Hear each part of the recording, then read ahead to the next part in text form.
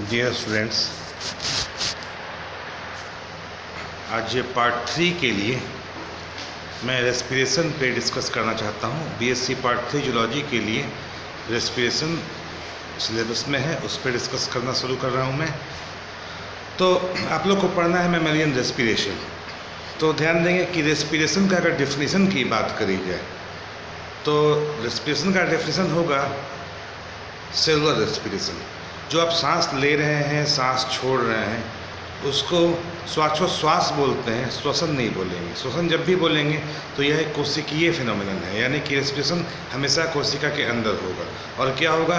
1 molecule of glucose, ठीक है, ये जब ब्रेकडाउन होता है, ठीक है, तो क्या एक मॉलिक्यूल पानी को लेकर के, यानी कि 1 मॉलिक्यूल ऑफ ग्लूकोज अगर ब्रेकडाउन होगा तो बनाएगा आपका CO2 और H2, ठीक है।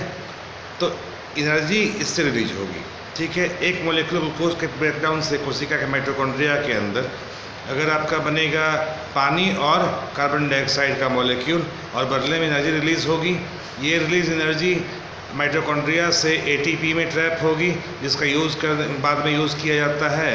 और हमने पढ़ाया था कोशिका में पढ़ाया था कि इसको क्यों बोलते हैं, एनर्जी करेंसी बोलते हैं। तो ATP फ्यूचर यूज़ के लिए ऊर्जा को इकट्ठा करता है, बाद में ATP ADP में कन्वर्ट होता है और उसके पश्चात जो ऊर्जा है वो मुक्त होती है।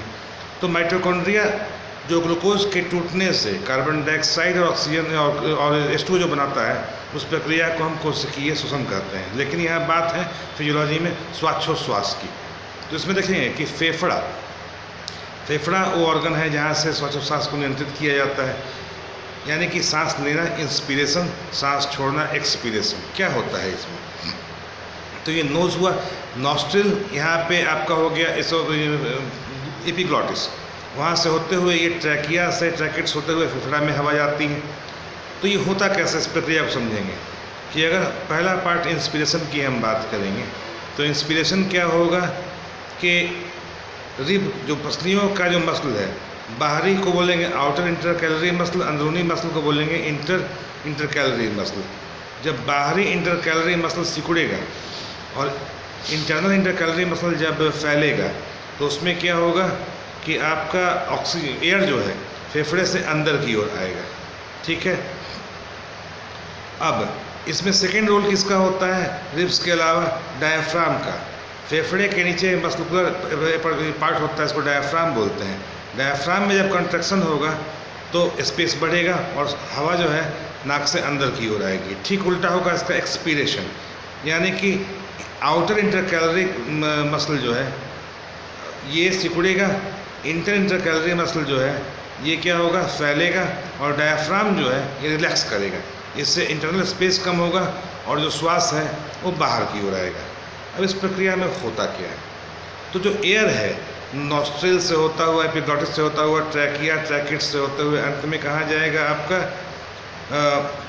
बिल्कुल फेफड़े के अंदर ये आ जाएगा एल्वोलाई में। अब एल्वोलाई क्या है? एल्वोलाई एक बहुत ही पतले मेम्ब्रेन का बना हुआ पार्ट है, जिसके एक तरफ एयर पॉकेट हुआ और एक तरफ ब्लड वेसल्स होते हैं। तो ब्लड वेसल्स में क्या है? एक्सचेंज ऑफ गैस होगा ब्लड वेसल्स से, किसके थ्रू? ये एल्वोलाई के मेम्ब्रेन के थ्रू, ठीक है। और एक्सचेंज ऑफ गैस के पश्चात ये एयर बाहर निकल जाएगा। अब इसकी प्रक्रिया को समझेंगे कैसे होता है। पहला पार्ट होगा इसका transport of gas. First part is exchange of gas. First part is exchange of gas. ये कैसे होगा? तो ये देखोगे आप, तो एल्वोलाई के मेम्ब्रेन में जो बाहरी एयर है उसमें ऑक्सीजन का प्रेशर होता है 120 mmHg, जबकि ब्लड के अंदर 40 mmHg ऑक्सीजन का प्रेशर होता है। तो थ्रू डिफ्यूज़न, यानी 120 हायर प्रेशर है, 40 लोअर प्रेशर है, तो थ्रू डिफ्यूज़न आपके जो ये क्या कहते हैं हवा में जो ऑक्सीजन है ये आपके मेम्ब्रेन से होता हुआ ब्लड वेसल्स में चला जाएगा। ठीक उल्टा होगा CO2 के साथ। CO2 क्या करता है? तो ब्लड वेसल्स के अंदर CO2 का पार्शियल प्रेशर है आपका 46 mmHg, जबकि एयर में कितना है आपका 40 mmHg। तो वैसे में ब्लड के अंदर CO2 का मात्रा ज़्यादा है, प्रेशर ज़्यादा है, सिवाय कि बाहरी एयर के। तो सिंपल डिफ्यूजन से जो ब्लड के अंदर का CO2 है ये एक्सचेंज हो जाएगा, ये ट्रांसफर हो जाएगा किसमें? एल्वोलाई में। अब आफ्टर एक्सचेंज ऑफ गैस जो एयर है आपके फेफड़े के अंदर, इसमें अधिक हो जाएगा CO2, कम हो जाएगा O2 और ये बाहर निकाल दिया जाएगा। तो एक्सचेंज ऑफ गैस से क्या होगा, जो आपके फेफड़े का ब्लड वेसल्स है उसमें ऑक्सीजन ज़्यादा मात्रा में होगी, CO2 कमता चला जाएगा। अब हम आएंगे यहाँ पे सेकेंड पार्ट में, ट्रांसपोर्ट ऑफ गैस में। तो अब पहले हम बात करेंगे ट्रांसपोर्ट ऑफ ऑक्सीजन की। तो याद रखें, ऑक्सीजन ट्रांसपोर्ट मैक्सिमम यानी लगभग 96% कैसे होता है, थ्रू हीमोग्लोबिन। ब्लड वेसल्स में जो आपके खून मौजूद है, RBC मौजूद है, RBC में क्या होगा, हीमोग्लोबिन होगा। तो ऑक्सीजन का मॉलिक्यूल बाइंड करेगा हीमोग्लोबिन के साथ और ये फिर पूरे ब्लड के साथ ये शरीर के सभी कोशिकाओं में डिस्ट्रीब्यूट हो जाएगा। सेकेंड पार्ट है, शेष आपके 4% के आसपास ऑक्सीजन ब्लड के सीरम में घुलनशील अवस्था में यानी डिजॉल्व ऑक्सीजन के रूप में पूरे बॉडी में ट्रांसफ़र होंगे। ऐसे ऑक्सीजन आपके फेफड़े से ब्लड में आएगा और ब्लड वेसल्स से पूरे बॉडी के सभी कोशिकाओं तक डिस्ट्रीब्यूट कर दिया जाएगा। सेकेंड पार्ट होगा transport of CO2। Transport of CO2 के लिए सबसे फर्स्ट पार्ट जो होगा ये होगा थ्रू बाइकार्बोनेट मेथड। ठीक है, ये इंपॉर्टेंट है, ध्यान देना की बात है इसमें। तो CO2 जब ब्लड में मौजूद, ब्लड सीरम में मौजूद पानी में डिजॉल्व होगा तो क्या कार्बोनिक एनहाइड्रेज एंजाइम की मदद से क्या बनेगा, ये कार्बोनिक एसिड।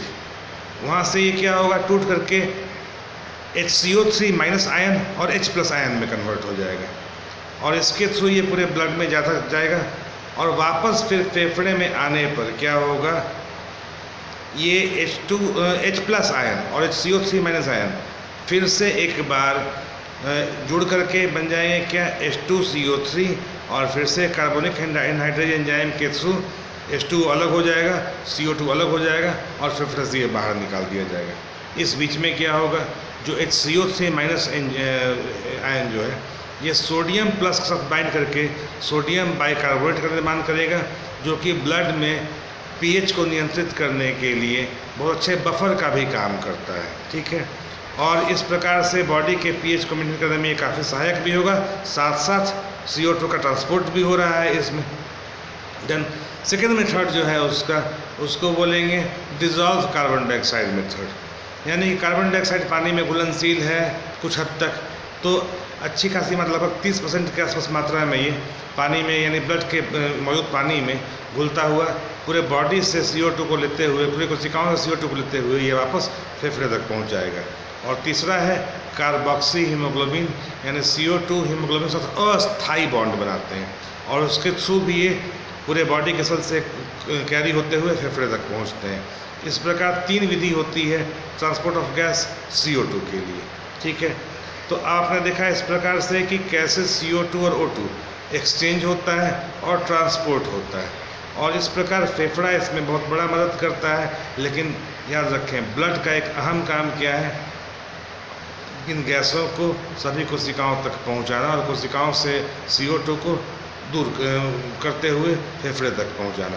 इस प्रकार ब्लड की मदद से फेफड़ा पूरे बॉडी में कार्बन डाइऑक्साइड और ऑक्सीजन को नियंत्रित करता है और इस पूरी प्रक्रिया को हम श्वसन का नाम लेते हैं। ठीक है, तो ये हो गया आपका, मैंने लेक्चर दे दिया और नोट्स आप लोग को मैं अवेलेबल करा दूंगा।